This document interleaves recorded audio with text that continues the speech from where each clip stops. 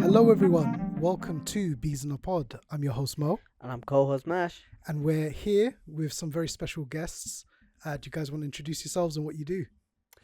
I'm Rachid Ghailaine. I'm master in Taekwondo, teaching in Teviot Centre. Um, we have a class between children and adults. We are here for 7 years now, I believe. Yeah. Wow. Yes, time is flying. And yes, and he's my son, Sofian. Introduce himself. Hi, I'm Sofian Ghailaine. I'm also part of the instructor class. Like my dad said, we do on Friday classes, and I'm like a co-instructor. So when did you guys? When was your origins of Taekwondo? Where did it also? Actually, before even that, explain what Taekwondo is for people. Okay, Taekwondo is a South Korean martial art. Is 2,000 years martial art been established in Korea, and in 1955 there is General Shua, which one of the great masters of Taekwondo. He created Taekwondo sport. And since 1955, the Taekwondo become one of the most famous martial art in the world and is national sport for Korea at the moment. Taekwondo become very famous for last century, especially in 2000 when it became Olympic sport. One of the martial art which become leading the martial arts in Olympics and very, very global. Then more than 80 millions practitioners in the world practicing Taekwondo. Taekwondo is academic sport, which starts from white belt up to a black belt 9 dance, which can take you over 70, 80 years of training. What does that mean? Like, because I remember we spoke about it a couple of weeks ago. Can you help me understand what you mean by academic sport? Like, do you have to do research and that sort of stuff?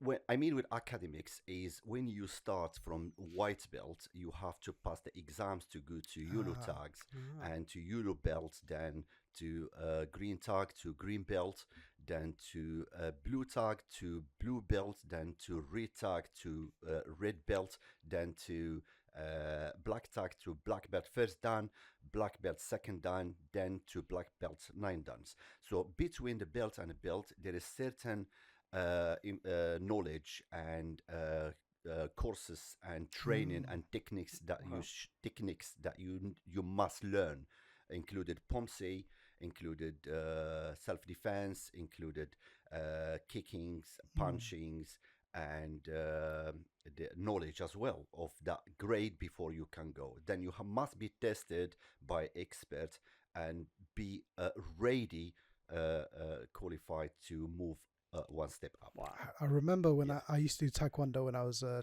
kid, and it was very nerve-wracking in front of the exams. Yeah, it would have been. They're sitting in the table, Yes. they're taking notes, and you have to like do your forms correct. It's very nerve-wracking. Yes. But so what would you say differentiates Taekwondo from like kind of other martial arts? The Taekwondo techniques 70% of Taekwondo techniques are legs, using your legs, and 30% are hands. The opposite of karate, for example, which is 70% using hands and 30% using legs. And Taekwondo as well, there is a different styles, which there is ITM or ITF, there is World Taekwondo Federation, WTF, and there is other styles, but the most famous one is WTF, which is the World Taekwondo Federation's ones, which we are practicing at the moment. And Taekwondo as well, there is Taekwondo just a pomse, there is a Taekwondo just demonstrations, there is Taekwondo Kyorugi, which is fighting and sparring. So, for example, when I'm younger, at 13 years and 25 years, I can do sparring. when I start getting slow, when I start getting tired, I can move to another category. I can start doing just competition in pomses. Then after that, I can be expert in doing researches and seminars, training other coaches and other masters. So the journey for Taekwondo never finish. Where did your interest, for both of you guys, where did your interest in Taekwondo start? I personally, I started when I was 13 years old. Wow. And I joined our club when I was in Morocco, and I was young. I didn't know the difference between Taekwondo and Karate at that time. But I was obsessed of watching Bruce Lee, Jean-Claude Van Damme's, and other martial artists in the movies. But I was very inspired, and I thought, what's this? What I should train to be like them. And by chance, I come across a student going to the dojos or to the clubs, and I follow them and I start watching. I was inspired. Then I registered and I start my journey from 13 years old.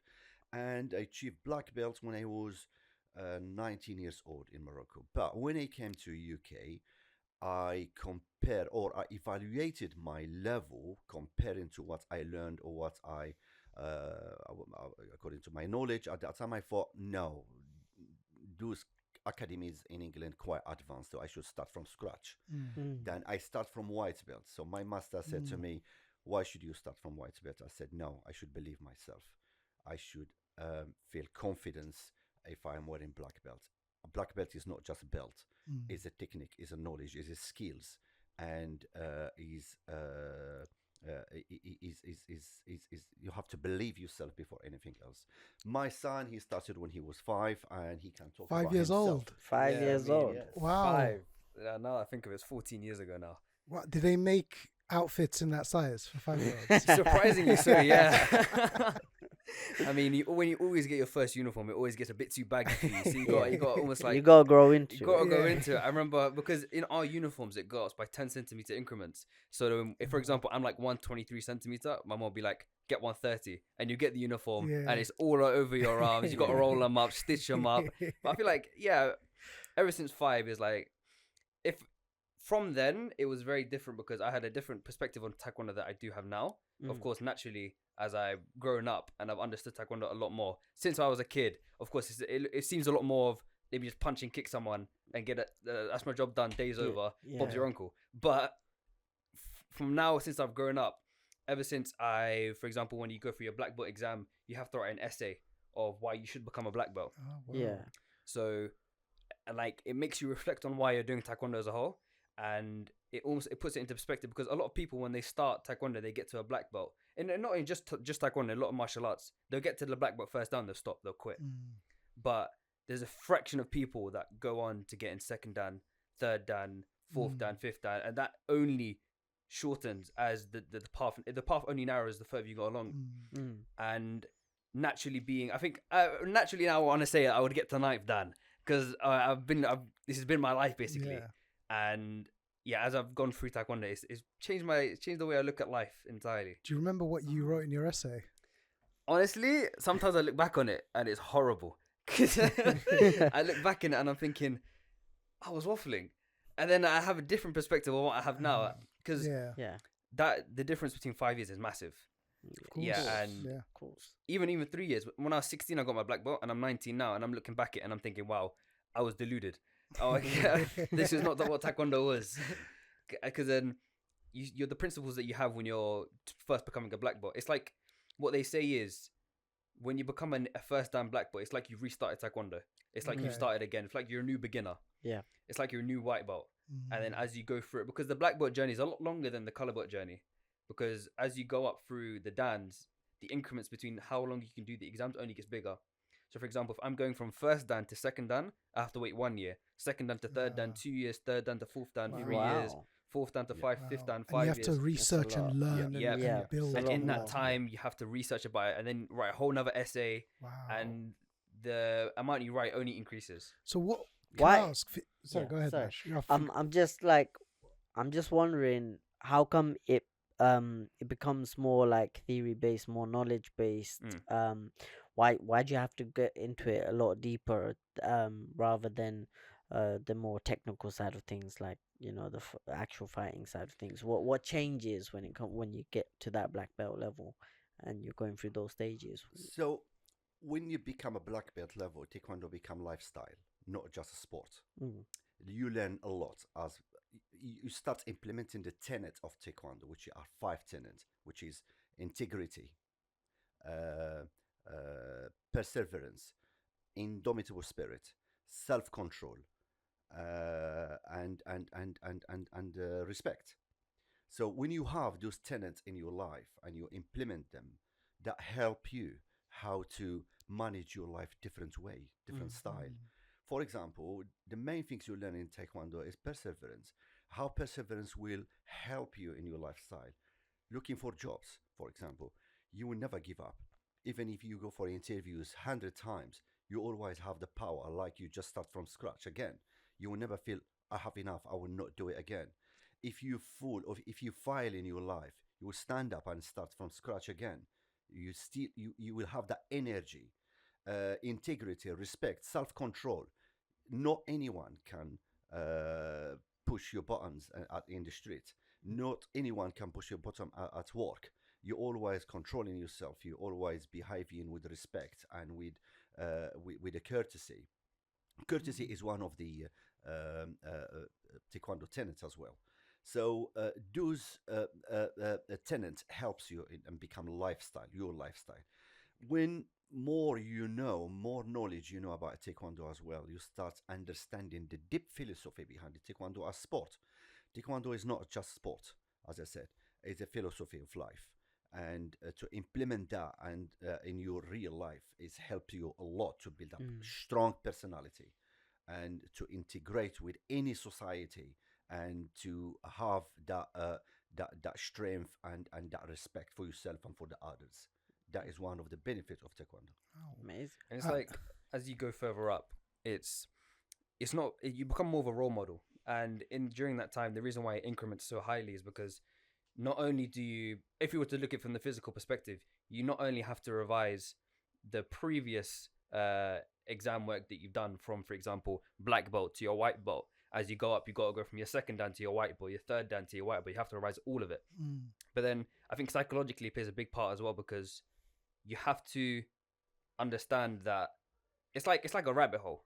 It's like as they say, the more you begin to learn, the more you realize you don't understand. You don't understand anything. There's so much knowledge in the world that you don't understand, and the more that you begin to the more you begin to learn about it, you realize there's so much that I don't know. And as you go up from first dan to second dan to third dan to fourth dan, and you see the difference between a second dan and a fourth dan, for example, it's massive. Yeah. But yet they seem so close in number. Yeah. But in between that are 6 years. Wow. So why? So how and why did you stick with Taekwondo for so long? Because I know growing up, becoming a teenager, I know it can't have just been your dad pushing you. There must, because as a teenager growing up, you're going to be rebellious. You're going to be a certain way. So what kept you sticking with Taekwondo? Because there must have been something there. And I guess for you as well. Yes. Because growing up, it's you're interested in loads of different things. You jump around here and there. I think for me, 70% of it was my dad and my family. Like also my mum, because my mum had a massive part in it. We used to go to a Tuesday class, and whatever class we used to go, my mum used to drive me to it. Like I never had the responsibility of taking myself there and bringing myself back. So for example, we had a Tuesday class that used to go from 8 to about 9:30. And that's pretty late. Next day you've got school, mum's got to come home, cook food, and then you got to go to sleep. Like it's a massive responsibility to do for years. And when we used to stay there for an entire session, the whole hour and a half, sitting there, waiting for us to finish, then going back home. Like it was a massive part. Like my parents were committed into me doing it as well. So I think for me, that was like 80% of the reason why I stayed. And 20% naturally is because I began to find an interest in it in general. The biggest turning point for me was when I was around 16, 17. I was in sixth form. And you know how they say the things that make you different is what makes your personality. And I began to realize that, I do Taekwondo. This is something that's different about me and that nobody has. Like, I used to walk into the class and people say, oh, what's your hobby? And I used to be like, oh, I did Taekwondo. And they're like, for how many years? And I used to think about it, like, I've done it for about 11 years now.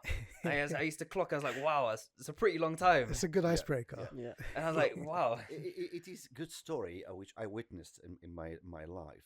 My generations and my children's generations is completely different, because as I mentioned previously, when I started or I tried to start Taekwondo when I was 13 years old, my dad was against it.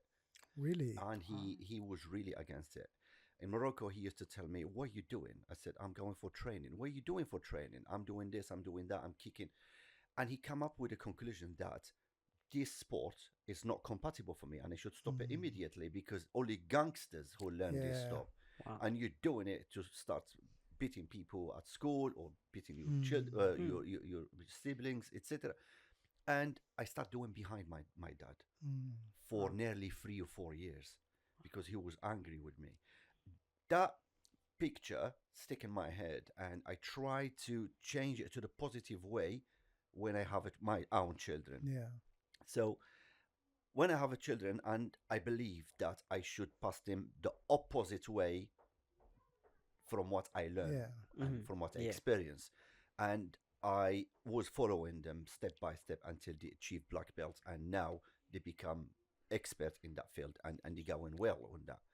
But when I took this center 6-7 years ago, I find the same problems as well with Asian community.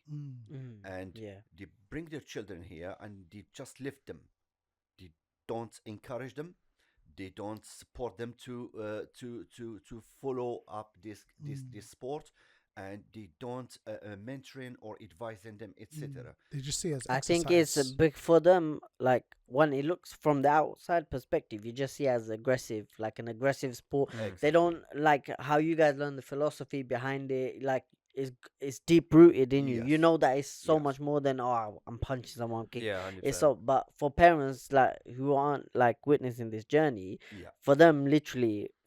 They're just saying, "Oh, you're teaching my kid how to throw a punch or kick Yes. at someone." That's all they know. That's all they see it Absolutely, as. absolutely. So I come to the conclusion. I realized that after 2 years, and I thought I must find a solution. So what the solution to get the parents engaging at this sport? So I put plan together to persuade the parent to start training with their children, and I find it challenging. I find it absolutely challenging. Yeah. So, and I managed to persuade one parent with 4 children. So slowly, he starts training with his children. He inspired other parents. So another parent come up with 3 children as well. He start training with them.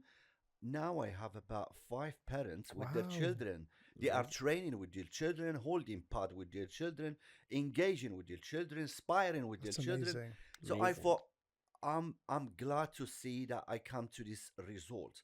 This outcome is absolutely amazing, because 4 years ago I couldn't believe that was going to happen.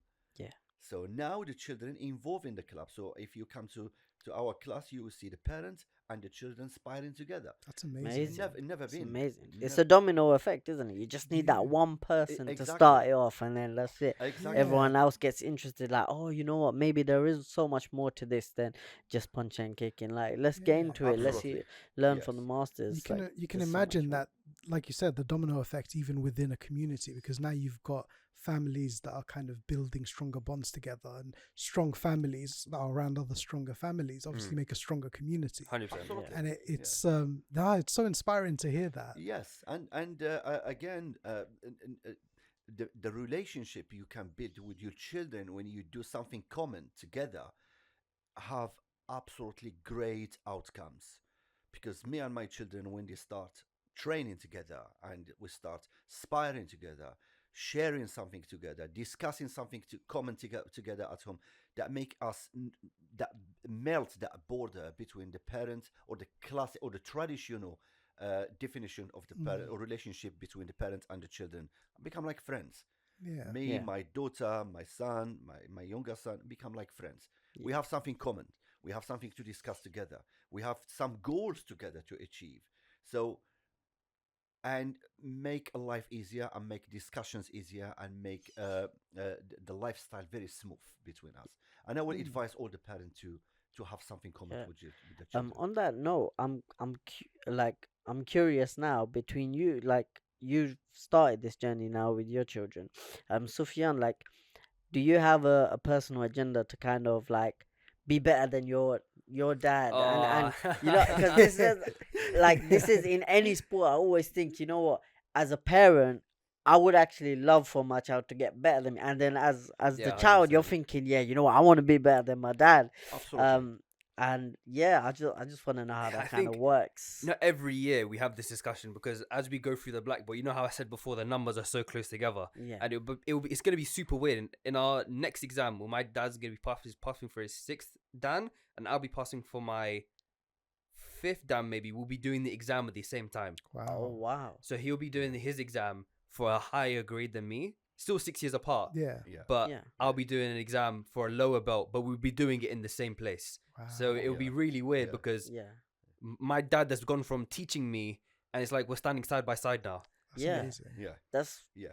so. How did you end up catching up so fast then? Because like obviously there was a gap there. Mm. So how did you how did have the levels come so close? Like why isn't there more of a distance between you guys? Because for me to go from the 4th Dan to the 5th Dan, I have to wait for 4 years. Oh wow. And from the 5th Dan to 6th Dan, I have to wait for 5 years. Ah, Okay. So in those 5 years, Yeah. you Yeah. can He'll- go he'll- up. He will catch me up. He Ah. But he catches will, you if up. he do, for example, his 4th Dan, his 5th Dan, I will do the 6th Dan together. Ah, okay.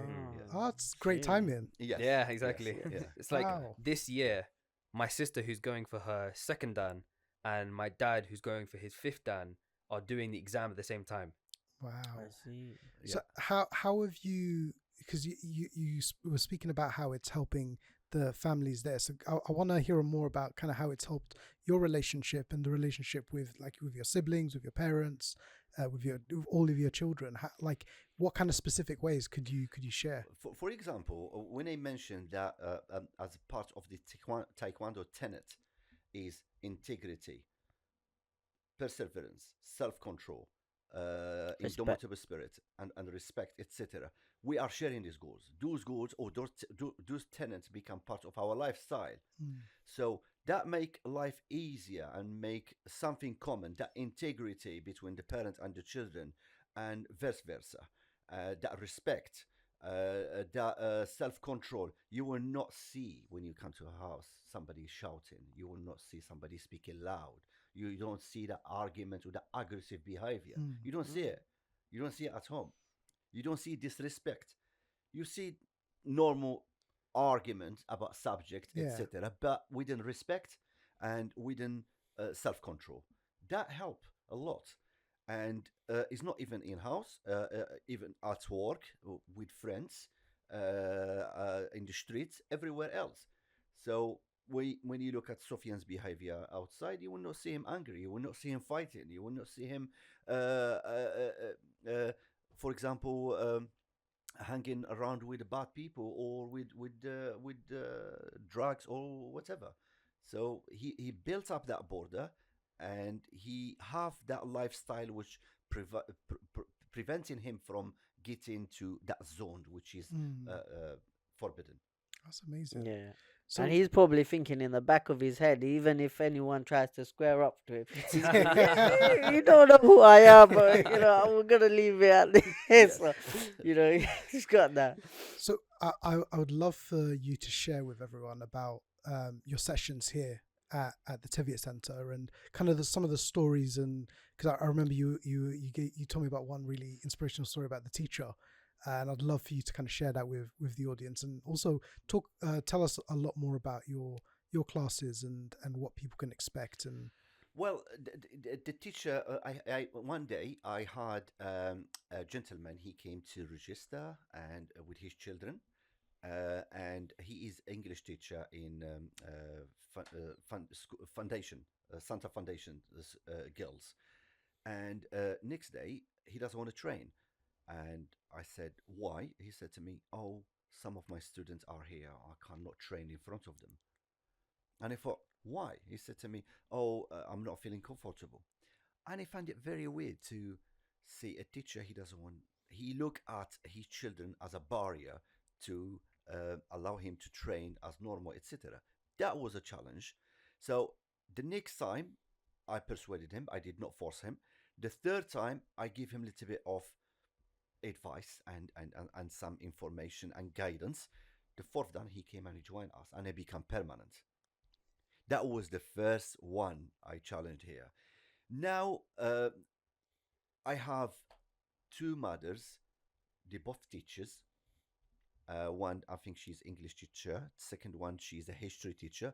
The third one, she joined them last week. We have 3 teachers now. Wow. And yes, and we become mix between parent, teachers, children, adults, and I never dreamed with that before.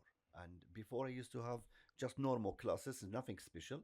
But by putting plan together and having that perseverance again, and believing that is going to happen, it's happening now. We have exceptional class, which rarely to find it somewhere else. To have a parent training with their children, teachers training with their students, and normal adults and children. Wow, that's definitely like, it's a very unique model. Yes. And have you heard anything from these participants about how it's kind of helped change them and how it's affected them? Or is it? Oh, I guess they're just, some of them are just starting off as well. Yes, we come to some stories. For example, if the mother or the father is not feeling not to train on that day, you start feeling pressure from their children to bring them here. Yeah, It's that's true. the Some, benefit. Yeah, genuinely, Yeah. we've had it puts double pressure on them, because it's now it's not only a commitment for your kids, it's a commitment for you as well. Yeah. It's like Yeah. double. You're like chained by both arms now, and Yeah. you have to break both of them. It's really That's difficult it. for So them. it Yeah. keeps this accountability then, and it ties into the discipline of the whole thing as well, I guess. Absolutely. And I Yeah. think for a parent, there's no bigger motivation than for your children anyway, because you kind of like live your life for them as well. You want the best for them. So then when you see them like, come mom, dad, let's go. Like, what are you doing? Yes, it just yes, gives you that motivation. Like, you know 100%. what? I Yes. want to do this 100%. for them more and than and the for you. and the parents as well, the notice the changes in their children behavior, because when I have a parent come to the club or to the class and ask them questions, what is the purpose of bringing your child and what is your expectations? Some of them saying, oh, for health wise. Some said, I don't want him to be bullied at school. Some of them said, I want him to define himself. But you don't know what the child wants. So after 1 year, 2 years, you come across something completely different from the child. The child wants to be champion. He is not bothered about anything else. But the parent, they cannot understand how the child can be, or he can achieve black belt, become black belt his priority. So obviously, when you follow up with the child, you can see the parents start changing their perspective and changing their views about how the child change, become very quiet at home. The child become very disciplined. The child become organized and self-controlled and confident.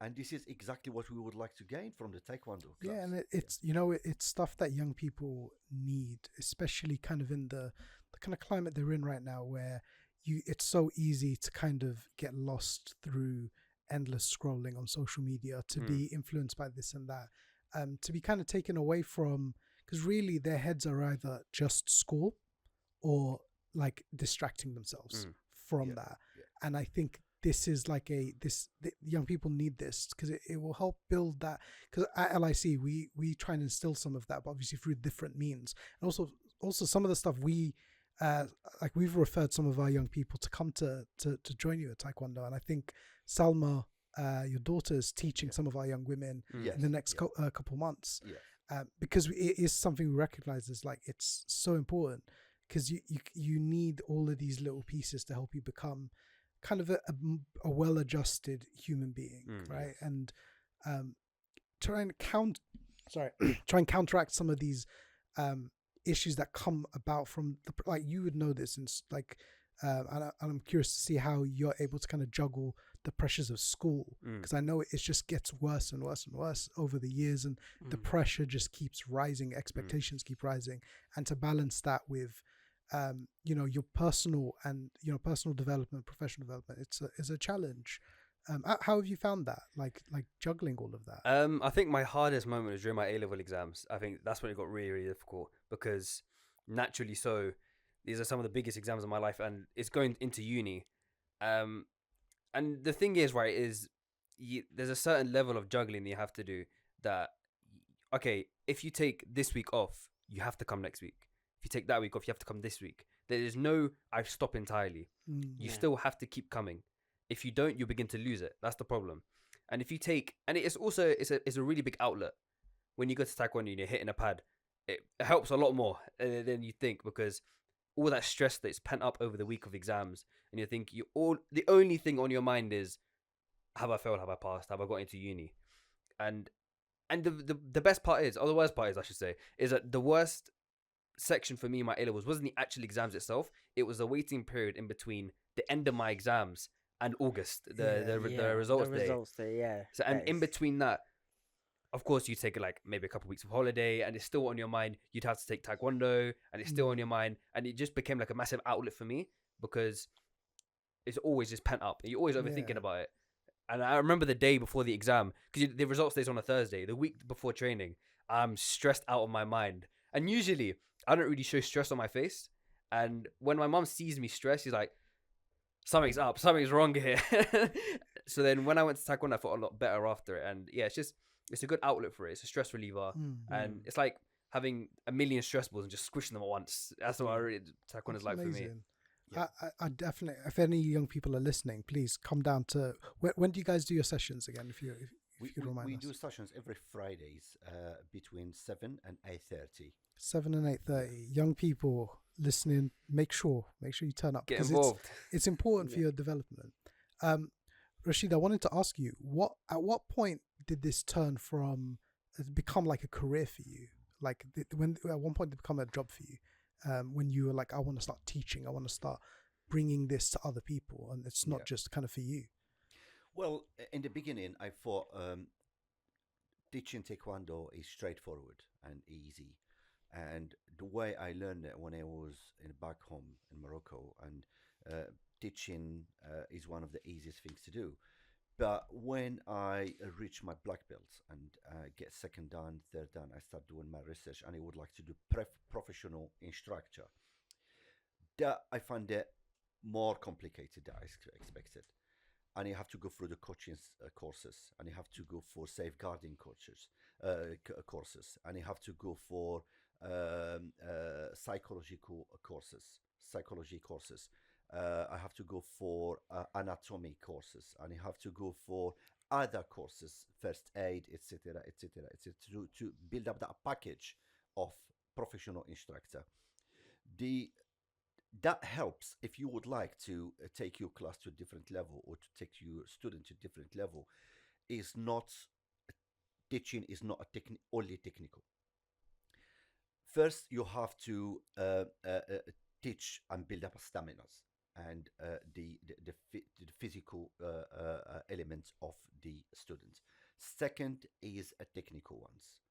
Then a preparation for a psychological part of the training, because sometimes you can take the child and you can train him very well technically, physically, and strategically, but when you take him to the competition, he can switch off. If you switch off, you cannot communicate with them. You become like a zombie. So all what you have done for the last 6 months is gone. So always, all the coaches, bear in mind, so you prepare the student physically, you prepare them technically, you prepare them mentally, then you prepare them psychologically before they become ready for fight. Otherwise, if you miss one part from this part, you will not get anywhere. So a lot of the way we learned when I was younger, they prepare you physically, fine, you are absolutely like a horse, nobody can defeat you. Technically, your technique is absolutely amazing, your stamina is absolutely amazing, but mentally and psychologically you are not prepared. Even strategically you are not prepared. But now what we learn as professional coaches or as professional instructors, to learn how to teach each part of these stages with professionalism and give it its time necessary. Yeah, it'll always be like a puzzle that's missing that one piece Yes, if you don't have absolutely. all collectively. So Absolutely. it doesn't matter how good it looks. If something's out of place or if something's not there, you're gonna always feel like, oh, this is an incomplete piece. Yes, yes, and that is a modern instructor package to deliver. If you would like to come up with good champions or with good athletes, etc. But for example, the difference between mental training and psychological training, it sounds the same, but they are not. But mentally, for example, you build up the confidence during the class because most of the children or students, they don't have the confidence when you call them for sparring. And for example, in my class here, when the sparring time come in and you ask them to sit down on the floor and you start calling 2 by 2 to the ring, you see the child change completely, drop their head on the floor and pretend he's not listening. And pretend he's not looking at you. He cannot look at you. He's trying to avoid being called into the ring. Yeah. You realize that there is a problem. So you have to build in him mentally. That is one of that confidence is not there. So you have to understand that child very well, and you have to work with him slowly. For example, one of the steps you can take is you ask him to choose his opponent. So obviously he will choose the person who believes that he can fight him. Okay. The most important to bring him to the ring. That is most important for me. Yeah.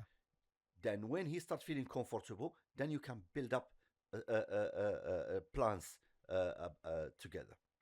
Psychologically, that is the worst part of the training and the most difficult part of the training.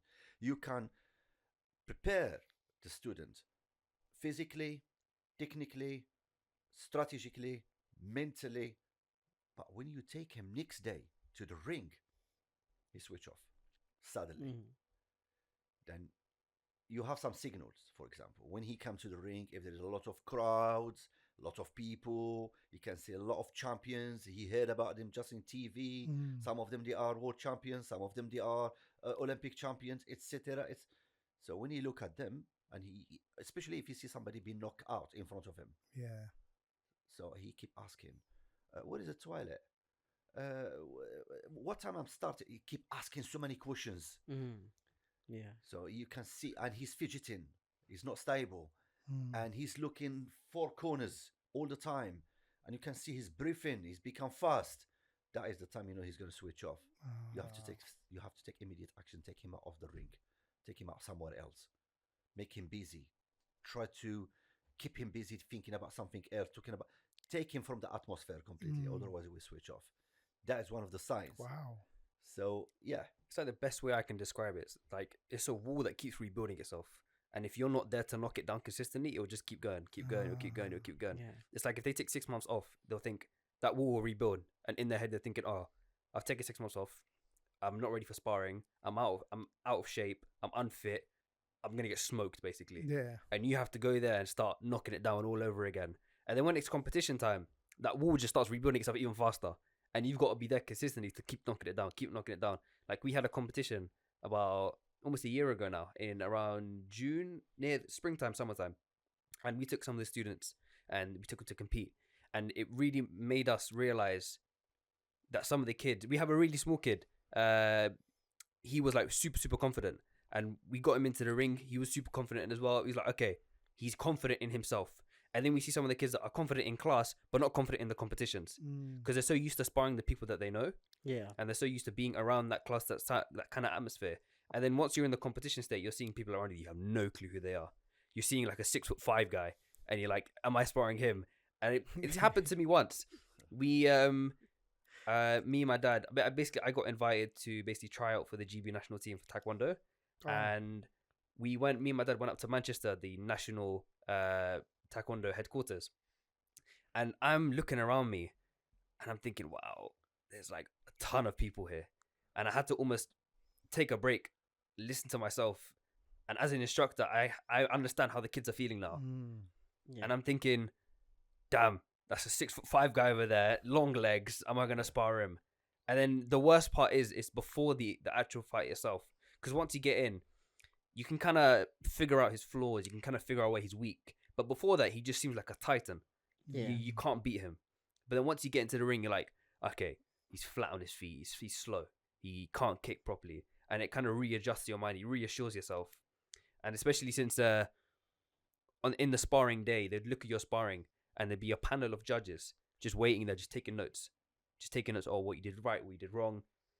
And I remember when I was sparring a guy called Logan. He's a proper tall guy, 6'3". And as the cohort shrunk, 2 people were getting called. This person, up. You're next. They'd hide you behind a curtain and you'd spar. All you hear is shouting. Bam, bam, bam. My dad was on the other side. All you heard is bam, bam, bam. They'd come out breathless.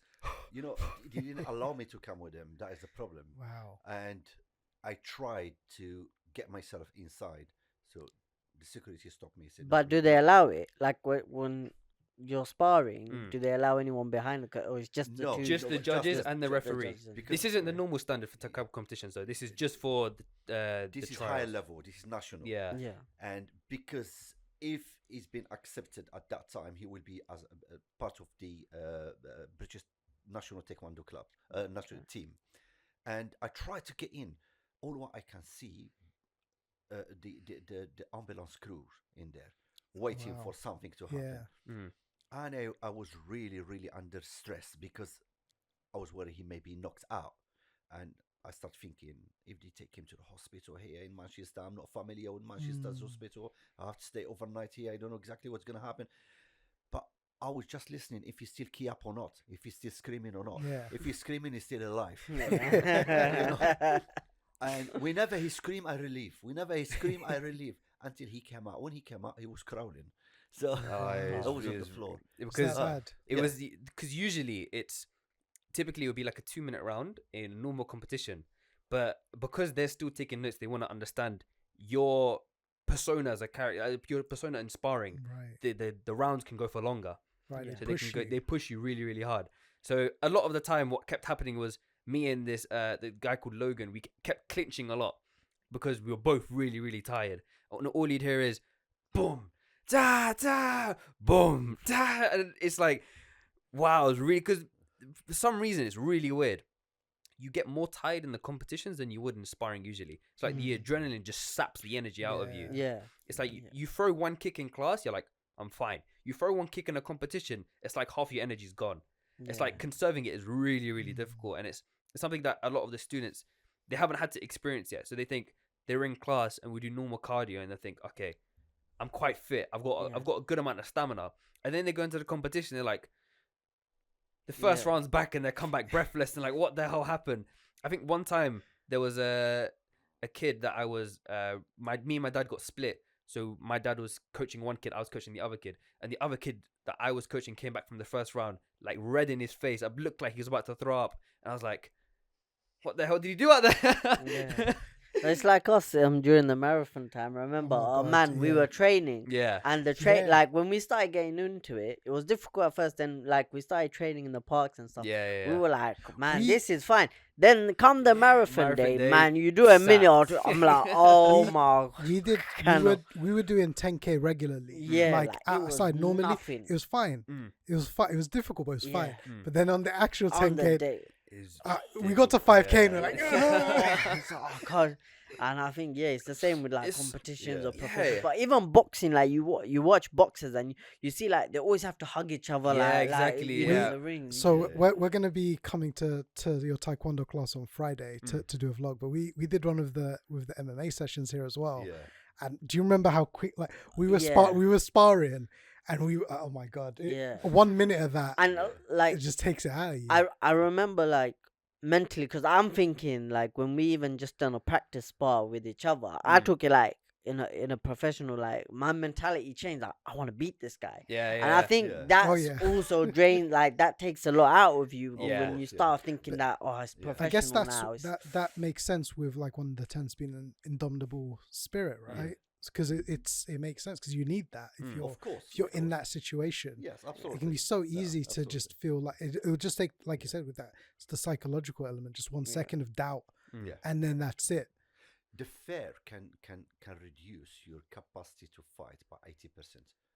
Yeah. That is one of the problems. And lack of confidence as well, the hesitations, all of them are the enemy of the professional fighters or even the amateurs. And I always believe that when you've been prepared mentally and psychologically, you that will reduce that level of those impacts, like the fear, etc., etc. And because first things when you're scared when you feel lack of confidence, your breathing rhythm changed. You don't get enough oxygen, and you start breathing randomly. That will make you absolutely tired. Yeah. So, next Friday, I think you both should come with tracksuit and Absolutely. just have at least half an hour with us, just training in the beginning, just to warm up, etc. And you will have Absolutely. a taste and I'm looking forward to it. idea. Yes, Yeah. absolutely. Are we allowed to do absolutely. in RB suits or no? You have to be. You can. Yeah. Just do something to feel comfortable. Yeah. Just do something to feel comfortable, make you comfortable, kick and stretch, etc. Go through warming up, stretching, and when we start techniques, you don't need to go to sparring, etc. If you don't like to, but at least for the first 45 minutes, Yeah. have a taste that of. I'm excited for it. Yeah, brilliant. Yeah. But absolutely. We go back to the black belt. Black belt. When we look at the Kokyoan, which is the headquarter in Korea, statistics, is only 5% in the world which you can achieve black belt first dan. Wow. Really? Which everyone have first dan, black belt first dan, should be proud of it. That is great achievement. Only 5%. And from first dan to the second dan, it's only between 2 to 3%. Wow. Can get to the second dan. And between the second dan to the third dan, 0.5%. Wow. Who can get to that level. And from the third dan to the fourth dan, 0.2%. Wow. So imagine. Now I'm even more impressed of your language. Yeah. Now it to have sounds like that no one's context. achieved. Those statistics makes it feel like no Wow. one's achieved So, it. but I guess that comes with just the pure kind of the difficulty in terms of the advanced level of that, and the kind of specific, like I'm guessing it gets you have to be very accurate and specific of what you're doing. And the commitment. The the commitment devotion is the of it. challenge. That what we call it as a tenet of Taekwondo, indomitable spirit and perseverance. Yeah. For example, in statistics, from white belt, halfway journey to green belt, we start having children withdrawn. The reason why, that is the time when they start feeling tired. So that is the time when we need the parent to get involved and push the child to continue the journey. So when the child says to the parent, for example, I would like to do Taekwondo, one of the conditions should be, if you start something, finish it. If you have that habit of starting something and not finish it, it's going to follow you all your entire life. All your life, yeah. That is one of the best things to have in your personality. If you decide to start something, finish it in the end. Majority of the students, I would say about 30 to 40%, they get white belt, yellow belt, green belt. Before they get to blue tag or blue belt, they're withdrawn. The reason, first, they get tired. Second thing is the body start rejecting physical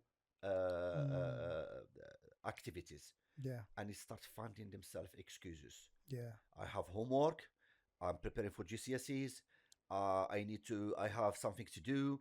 I've been with my parents somewhere else. We've been to visit the families. You can see 100 of excuses, but all of them common, similar. Yeah. When we have database of these excuses, all of them are the same. But when the parents push, I have this same experience. Sofian, when he was young, he was crying. He doesn't want to go. But his mom, she used to push him. She said, no, you start something, finish it. Yeah.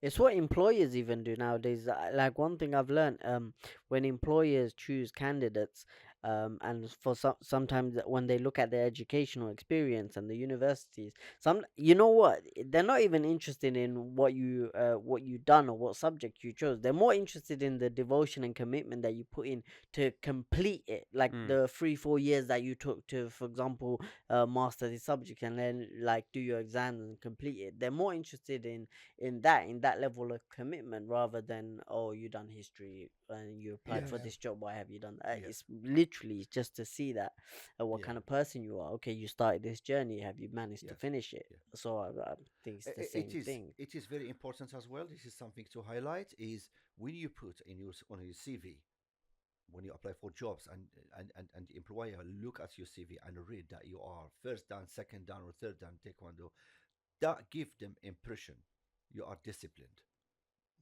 They are comfortable with that. You have a perseverance,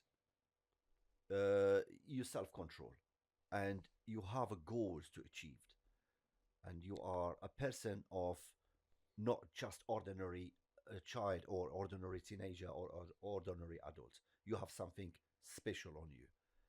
That helps a lot, and giving you leadership as well, because if you have managerial level or supervisors level, etc., give you leadership to lead, because that confidence help you to integrate, to lead, to engage, and to communicate.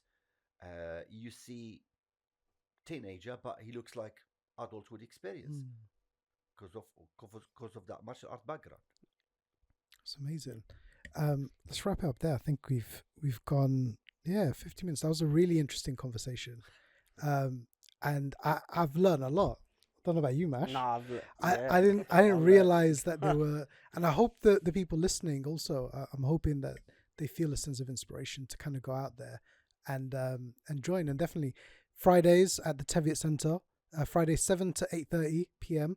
Teviot Centre, Wyvis Street, E14 6QD. If you're interested in signing up, you can leave a comment, email us info@leadersincommunity.org. Do you guys have an email or? Yeah, Taekwondo Poplars at google.com as well.